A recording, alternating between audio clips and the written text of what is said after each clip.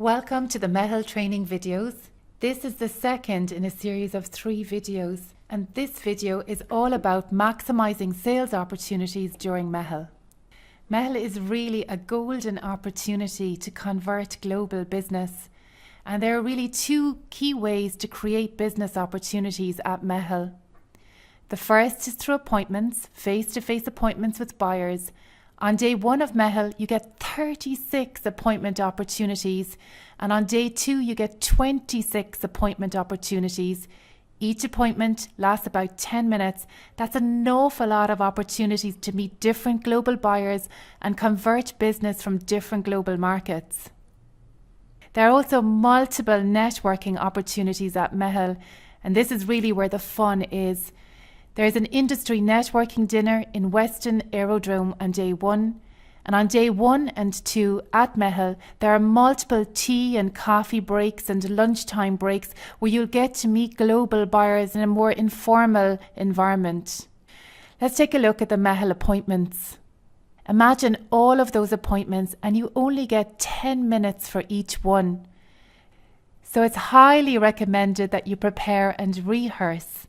Most people who are experienced at Go to Meitheal do not show up without having rehearsed and prepared first.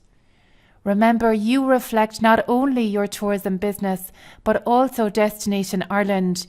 So you need to do a really good job so that Ireland is portrayed in a positive light to all of those global buyers. When preparing your verbal pitch, do be aware that your aim is to create clarity and connection. What I mean by that is that the buyer needs to be crystal clear on what you and your business represents and the tourism experiences that they can bring to their customers. While they need to be clear on what your tourism business offers, they also need to be clear on what you stand for, on who you are. So you need to be mindful to create a connection. Buyers are really looking for trustworthy partners, trustworthy business partners. They're looking for tourism businesses that really understand their customers' needs. They want to understand what your business is about. What's its philosophy? What's its soul? What's at the heart of that business? And then they also need to understand what are the tourism experiences that are available for them to sell to their customers. Ultimately, this world, the Meitheal world, is all about matching. The buyer needs to establish if your tourism business is a match for the global markets and the customers that they manage in those markets. I have a couple of tips here for you on how to prepare your verbal pitch. So you'll find some steps and examples. I would highly recommend that you work through these kind of steps and the words that you would drip feed into conversation with global buyers. Time yourself, listen back to what you're saying, and decide, judge whether you feel that your verbal pitch is compelling and interesting. Think to yourself, would I buy from this person and this tourism business or not? Because that's what the buyer will be thinking. So let's look at the verbal pitch steps then. Step 1 is a good, warm welcome. Remember, in the global markets, Ireland is renowned for its welcome. A lot of people travel to Ireland to find that welcome. So do yourself a favour and show off that welcome at your own Meitheal desk when representing your own business.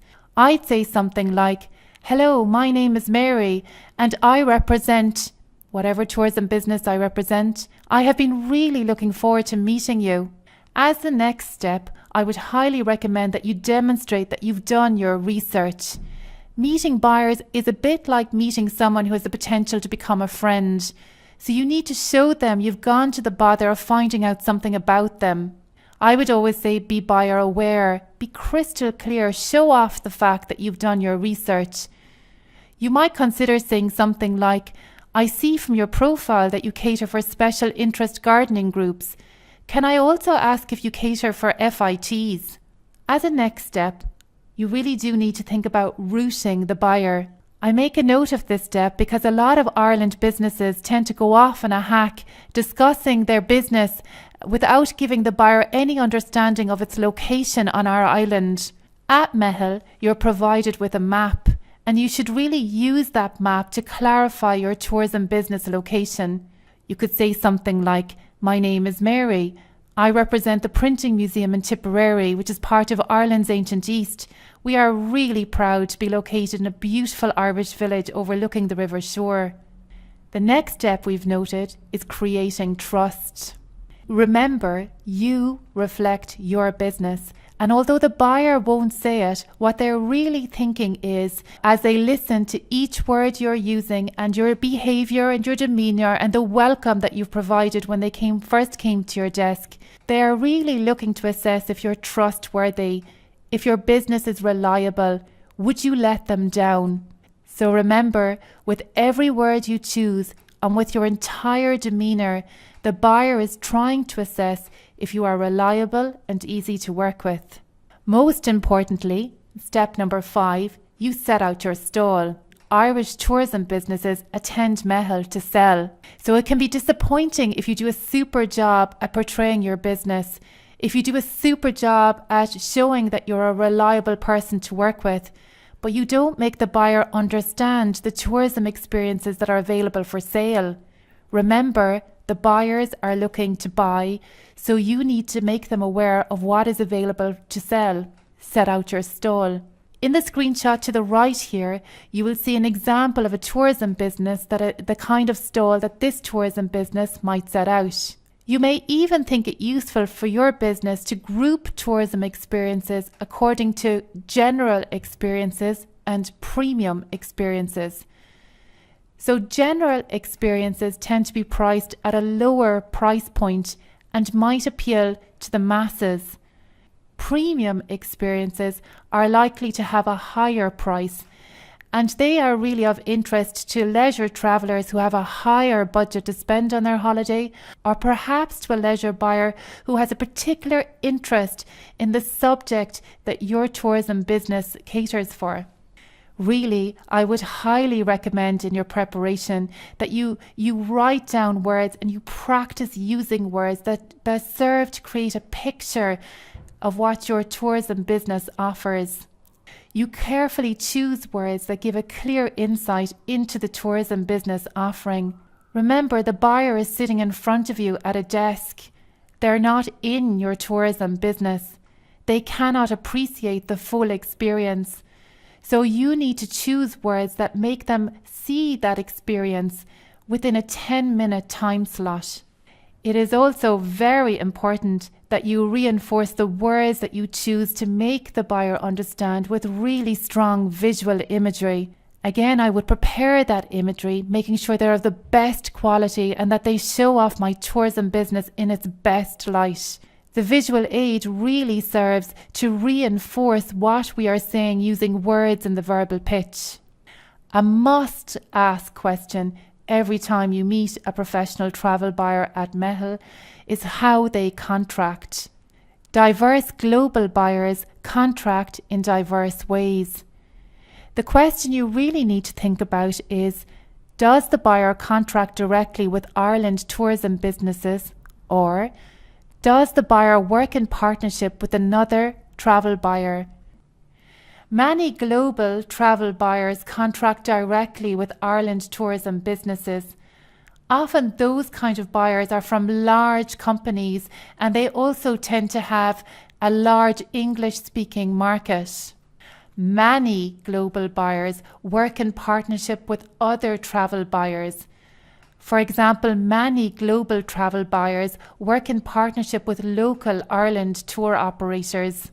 Often these are buyers that do not have English as their first language, and they may also be located in faraway destinations. The real reason you ask this question is to understand who you need to contract rates with. If the global buyer tells you that they contract directly with the Irish tourism business, that means you can work out your rates with that buyer. If the global buyer tells you that they work in partnership with, for example, an Ireland tour operator, that means you need to work out your rates and your contracting with that local Ireland tour operator. Don't forget this must-ask question when you're at Meitheal. We'll move on now to step number 8. Very simply, we'd like you to remember to be concise and precise, There is no need to exaggerate. Our job is not to overwhelm or bore the buyer. In fact, I always watch the buyer to see if their face is animated, if they look like they're engaging, and if they're leaning in to listen to what I'm saying. If they're leaning back on their chair, we've most likely lost them. We aim to present with integrity. We don't lie in our presentations. The words we choose truly reflect our tourism businesses. I find a lot of tourism businesses in Ireland use words like I am the best, the only, the most unique, the most magnificent. But often that means very little to the global buyer. Best to say you are the only, the biggest, or the most unique if you truly are. And if you're not, just focus on presenting the personality of your business and the tourism experiences that you have to offer. Step 9, listen. While it is really important to prepare your verbal pitch, to prepare the visual imagery and the words that you would like to drip feed into conversation so that the buyer understands the business that you represent and the tourism experiences it offers, we also can't belt on for 10 minutes just talking without watching the buyer, listening to their queries, listening to their needs. Ultimately, it is your job to assess if your business is the right match for the buyer and the markets they look after and the customers within those markets. And you can truly only establish that if you listen to what the buyer has to say. Step 10, remember local. This is a really important point for me. International travellers who come to Ireland are really looking to get into the heart and under the belly of what it means to be Irish and live on this island. So again, when you're preparing your verbal pitch, think about words that might make the buyer understand the local experience. For example, you could think of something like the following. After visiting our brewery, I'd really recommend that you bring your customers to Jimmy D's famous ice cream store. I love an ice cream myself, especially while strolling along the river banks, and that would be a wonderful thing for your customers to do after visiting my tourism business. Step 11, ask for the business. Every time you leave a buyer meeting, you should know if this is a yes, no, or maybe opportunity. So it is really important that you would say something like, do you think there might be an opportunity for us to work together? If the buyer says yes, you say, fantastic, I'm thrilled to hear that. If the buyer says maybe, you say, well, I really do hope that we will have the opportunity. If the buyer says no, don't worry about it. This world is all about matching buyers to tourism businesses. If they say no, you remain polite and professional and you just say something like, isn't that a pity? But sure, we have each other's contact details. Let's stay in contact. And you never know when an opportunity will arise in the future. Step 12, follow up. I have a golden rule for Meitheal. There is no point in showing up unless you follow up. You will have just lost the opportunity for a conversion if you do not follow up. So when you're sitting in front of the buyer, be courteous. Ask them when and how they would like to receive product information. Often the buyers at Meitheal are very busy. They will have had a very busy programme while in Ireland and they may be going on to do further familiarisation trips in Ireland. For that reason, I would normally ask them when they'll be back in the office, when they think they'll have the time to look at the information I intend to send them.